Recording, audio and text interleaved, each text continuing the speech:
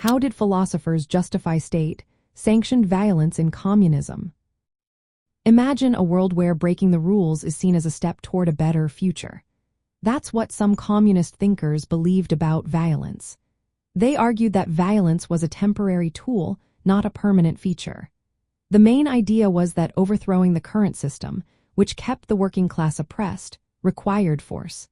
They saw the state as an instrument of the ruling class, used to keep control through police and military power. To change this, revolutionaries believed they had to use violence to dismantle the old machinery of oppression. Think about the core of Marxist theory. It sees society as divided into two main groups: the owners of production, called the bourgeoisie, and the workers, called the proletariat. Because the bourgeoisie used violence to stay in power, revolutionaries argued that the workers must also use force to fight back.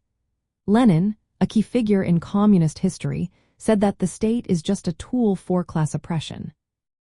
He believed that the proletariat needed to seize state power through force, often called the dictatorship of the proletariat.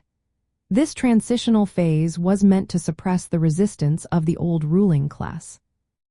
Philosophers like Marx and Engels saw violence as a necessary step, not an end goal. They believed that after the revolution, society would evolve into a classless system. In this future, the state would gradually wither away because there would be no more class struggle. The idea was that violence was a temporary measure to create a new society where conflict and coercion would no longer be needed. Communist thinkers also distinguished their revolutionary violence from the violence of the bourgeoisie. They framed it as a positive force aimed at ending exploitation.